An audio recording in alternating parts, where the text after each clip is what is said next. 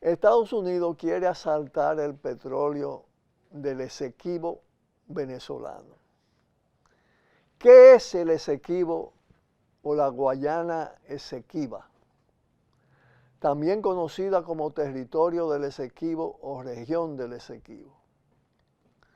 Es una región del escudo guayanés, comprendida entre el oeste del río Esequibo hasta el hito en la cima del monte Romaina, en América del Sur. Tiene una extensión de 159.542 kilómetros cuadrados. Es grande. Esa franja la está administrando de facto y sin derecho la República Cooperativa de Guyana. Pero la soberanía de Venezuela sobre ella está siendo reclamada a nivel internacional y basándose en el Acuerdo de Ginebra del 17 de febrero de 1966. Pero para hablarle con mucha propiedad de la situación política venezolana, pero sobre todo del tema del Esequibo y las pretensiones de Estados Unidos, tenemos hoy nueva vez invitado en Tiro al Blanco a Fernando Rivero, que hizo una importante entrevista en un espacio de mucha penetración, proyección en Venezuela, que se llama Entre Palabras. Así que de inmediato lo dejo con él.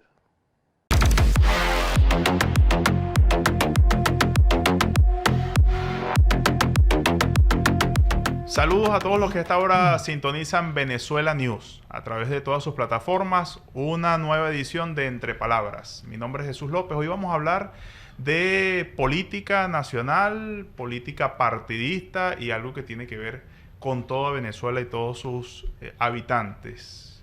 Guayana y Guyana. Bienvenido, Fernando, a Gracias, Entre Palabras. Jesús. Como magíster de filosofía de la guerra, se ha dicho que, bueno, que Venezuela está asediada constantemente y que hay una guerra económica y todo eso tiene que ver como parte de una guerra hasta mediática, ¿no? Vamos a hablar de la política nacional primero. Hace pocos días la oposición celebra unas elecciones primarias. ¿Qué te parece esto? Bueno, nosotros saludamos todo lo que tenga que ver con la participación democrática. Creo que más allá de una participación muy modesta, ínfima, de parte de los simpatizantes de ese sector, lo importante es que se ha logrado. Esto constituye una victoria del gobierno bolivariano, toda vez que estos son los mismos sectores de la salida del golpe de Estado del año 2001, de las guarimbas del 2017, son los mismos que pidieron intervención militar. Que hoy se planteen ir a las elecciones, nosotros lo saludamos. Solamente esperamos que eso sea coherente, que eso se corresponda con una voluntad democrática y que en efecto participen. Ahora, los que están inhabilitados lamentablemente no han cumplido con la normativa jurídica vigente en Venezuela y no podrán participar, así lo han dicho las instituciones del Estado. Ahora, ¿por qué en este caso María Corina sabe que está inhabilitada y aún así pretende ser la abanderada como candidata única de la oposición en miras al 2024? ¿Por qué hacer esto cuando sabes que la ley no lo permite? Primero, ella no puede ser la única abanderada de la oposición porque hay diferentes sectores. Ella en todo caso será la abanderada de la plataforma unitaria. Ahora bien, como está inhabilitada, ella apela a su participación a una fraseología radical porque esto se inscribe en una estrategia del Departamento de Estado, una orientación de la Casa Blanca que tiene por objetivo no solamente retomar el control de Venezuela y de sus recursos naturales, sino al mismo tiempo es parte de una gran ofensiva que se desarrolla contra nuestra América. De forma que ella no es otra cosa sino un instrumento de, digamos, la Casa Blanca, es su política exterior, que es agresiva y que Venezuela ha sufrido pues innumerables agresiones en los últimos años. Ahora, ¿se sustituye entonces la figura de María Corina con la de Guaidó? Mira, yo creo que María Corina y Guaidó son parte de un mismo plan, solamente que responden a momentos diferentes. Trump planteó la estrategia de máxima presión, eso fue derrotado por el gobierno venezolano gracias al enorme esfuerzo de nuestro pueblo, y estoy seguro que en esta oportunidad también estos planes, las voces agoreras que tratan de utilizar ese intento, ese ardid político jurídico para generar zozobra, caos, eso también será derrotado. Fernando, el gobierno, bueno, ha planteado, la Asamblea Nacional la ha planteado un referendo el 3 de diciembre de 2023. Toda Venezuela está llamada a votar, a participar en este referendo. ¿Por qué se hace un referendo?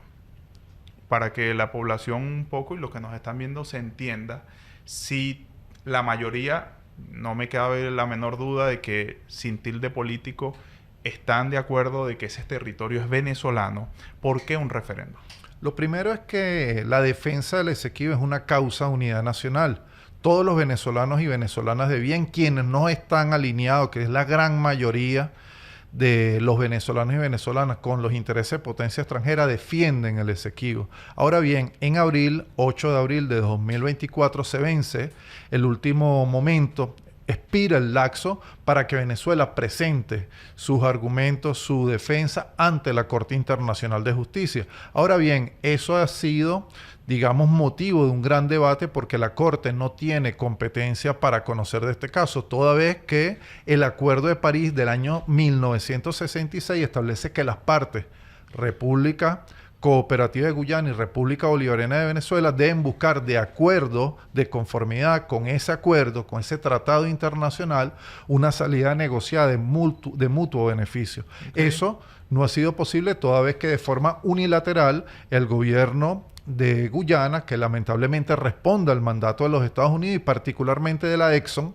ellos han, digamos, tratado de arrebatarnos un territorio que históricamente ha sido nuestro y la razón jurídica, la historia así lo confirma. De hecho, en la ley fundamental de Colombia, Colombia la Grande, la que soñó el Libertador del año 1817, ya se establecía que ese territorio era parte integrante de la Gran Colombia y lo mismo fue refrendado en el texto constitucional del año 1830. De manera que, de acuerdo al Iuti Possidetis Iuri, ese territorio pertenece, es parte integral. ¿Por qué Estados Unidos tan interesados o por qué la Exxon tan interesada en ese territorio? Fíjate, ellos recientemente con esto de Ucrania, con lo que viene pasando ahora en Asia Occidental, me refiero a las posibilidades de una guerra regional, ellos han visto en la necesidad, además por la decisión del OPEP Plus de reducir 1 millón de petróleo, 1 millón de barriles diarios a la oferta, ellos se vieron la necesidad de subastar de la reserva. No lo digo yo, lo dice la Agencia de Información de Energía de los Estados Unidos. Y han subastado petróleo fundamentalmente medio agrio. Ese es el petróleo que antes provenía de Rusia, de Asia Occidental y particularmente Arabia Saudita y que provenía de Venezuela. Ese es el petróleo que ellos requieren para que funcionen sus refinerías. En los pozos que hoy está explotando la Exxon, bueno, eso les va a permitir a ellos satisfacer la demanda, pero además Europa vive importantes problemas energéticos y eso lo ha venido señalando inclusive el gobierno de Alemania y de Francia. Por ello la importancia de arrebatarnos este territorio y quedarse con los grandes yacimientos de petróleo y gas que existen allí en el territorio Esequibo venezolano. Hace poco, antes de iniciar esta grabación, el gobierno de Guyana saca un comunicado diciendo que no está de acuerdo con la quinta pregunta que se hace para el referendo del 3 de diciembre. Y me gustaría saber tu opinión. Vamos a leer la quinta pregunta.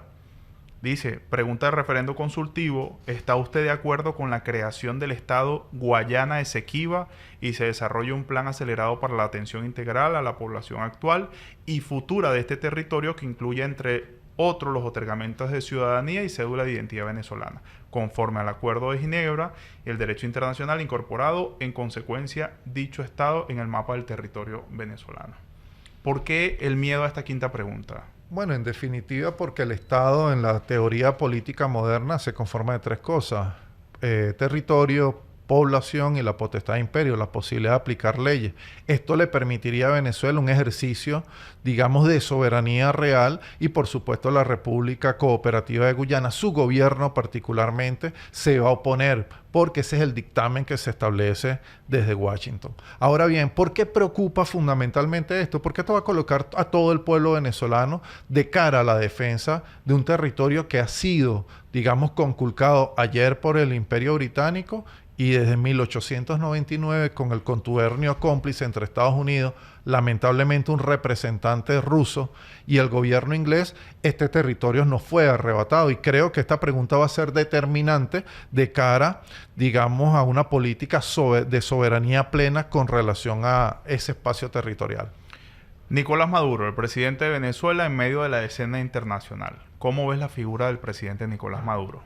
No, se ha posicionado indudablemente. Hoy, en este momento, 2023, nadie niega, nadie objeta el triunfo democrático que lo llevó a la presidencia de la República. Nadie pone en duda el Estado de Derecho que existe en Venezuela, el vigor, la vitalidad democrática y, por supuesto, que nadie duda de, digamos, la fortaleza de ese liderazgo. Pueden tener, digamos, observaciones críticas y autocríticas, las tenemos todos, la tiene nuestro pueblo, la tenemos los chavistas, quienes creemos en este sueño, pero nadie duda de su gallardía para enfrentar al imperialismo y creo que así ha sido reconocido por los diferentes actores de la región. Y además Maduro le ha dado continuidad a los sueños de integración latinoamericana y caribeña, la unidad de los pueblos, y ha tenido una política exterior muy asertiva. Ejemplo, la condena frente al genocidio que hoy se comete contra el pueblo palestino.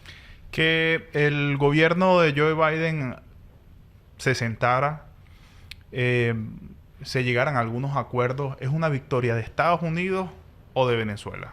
¿O de Maduro? Yo creo que es una victoria del gobierno bolivariano, del pueblo de Venezuela, pero al mismo tiempo es fruto de una necesidad energética que tienen en este momento los Estados Unidos. Te hablaba de la reserva hace algunos minutos.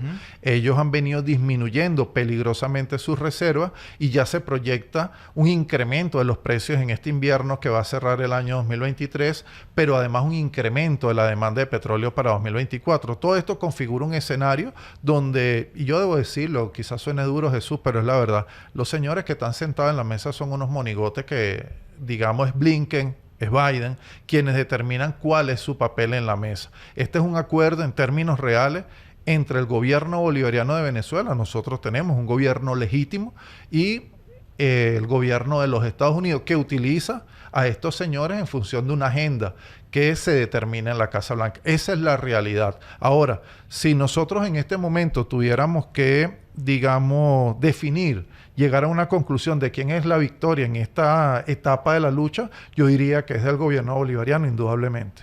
¿Cómo se ve el escenario para el 2024, Fernando? ¿Cómo tú lo ves? ¿Hasta dónde crees que sea ese hasta el final de María Corina Machado? Bueno, yo recuerdo el ¿Cree ejemplo... que va a poder retar las fuerzas de seguridad, la justicia de Venezuela? Bueno, ellos lo van a intentar. Creo que hay una política exterior de los Estados Unidos que es parte de la historia, que está allí, que no se puede negar, de invasiones, magnicidios, golpes de Estado. Al mismo tiempo van a utilizar a María Corina Machado como un intento de replicar lo que ocurrió en la Nicaragua sandinista al final de la guerra contra los contras, que buscaron a Violeta Chamorro, lo que pasó en Filipinas con la candidata que logró pues salir del gobierno que en algún momento le fue distante de las políticas de Washington. Creo que hay una estrategia que combina diferentes tácticas y el pueblo venezolano estará preparado. Creo la revolución enfrenta grandes retos en materia económica, en materia social. Creo que esta victoria en la mesa de diálogo que se da en Barbados va a permitir una mejoría económica y creo que esto va a redundar en un mejor resultado político electoral. Ahora son 6 meses. ¿Por qué 6 meses y no se levantó estas sanciones un poco más tiempo? Bueno, ¿Qué juego tiene debajo de la manga Estados Unidos? Blinken señaló hace escasos días que tenemos hasta el mes de noviembre para hacer lo que ellos ya han decidido, que en su criterio es liberación de lo que ellos llaman presos políticos y la participación de todos los actores que sirven pues a los intereses de los Estados Unidos en las elecciones presidenciales. Eso no es otra cosa que una política descarada de injerencia. Es lamentable porque violenta el derecho internacional público, ratifica la agresividad de su política exterior y creo que irrespeta un principio fundamental del derecho internacional, que es la igualdad entre los estados, la autodeterminación de los pueblos. 6 meses porque ellos con eso aspiran a que no tengamos el tiempo suficiente en caso de que no cedamos, que no dobleguemos la justicia venezolana, las instituciones venezolanas al designio del gobierno de los Estados Unidos. Ellos creen que no tendríamos tiempo para una recuperación económica plena. Entonces, esa espada de Damocles no es otra cosa que una especie, para decirlo coloquialmente, como un robo en la calle, que te colocan una especie de objeto punzopenetrante, un cuchillo en el cuello, y si no hacen lo que ellos dicen, bueno, sencillamente nos costaría en este caso caro, no al gobierno, al país, porque recordemos que detrás del bloqueo, de las mal llamadas sanciones, hay compatriotas que ven conculcado su derecho a la educación, la salud, la vivienda, a pesar del esfuerzo que hace el gobierno bolivariano, porque el bloqueo en definitiva atenta contra las mayorías nacionales. ¿Crees que esos 6 meses van a servir para una mejoría económica en Venezuela? ¿Se verán los resultados rápidos de esas sanciones, de la eliminación de esas sanciones? Yo creo que eso va a tener un impacto importante. Por ejemplo, hoy, para evitar las medidas coercitivas unilaterales, el petróleo venezolano se vende con descuento. Porque, bueno, hay todo un entramado internacional para arrebatarle al pueblo venezolano el derecho a comercializar su petróleo. Creo que con esto automáticamente PDVSA va a tener mayor vitalidad económica, financiera, y creo que va a haber, digamos, en el corto plazo nuevas inversiones. Esperemos que el manejo eficiente de estos recursos nos conlleve a mejoría de la calidad de vida de nuestro pueblo. Creo que es el anhelo colectivo, porque la economía es una de las grandes preocupaciones de nuestro pueblo. Fernando Rivero, gracias por participar en Entre Palabras. Gracias a ustedes. Estábamos conversando con Fernando Rivero, magíster en Filosofía de la Guerra, y bueno, hablamos de todos estos temas interesantes que van a desarrollarse durante algunos meses antes de finalizar el 2023. Mi nombre es Jesús López, nos vemos en una próxima oportunidad. Importantes valoraciones, importantes informaciones. Y con ellas nos despedimos. Hasta el próximo lunes. Un fuerte, fuerte abrazo. Buenas tardes. Por el multimedio Tiro al Blanco, bajo la coordinación y participación de Narciso Isa Conde. La verdad sin dobleces, para hacer realidad los ideales del Coronel Camaño y el inmenso Che Guevara. Cuidado, Tiro al Blanco.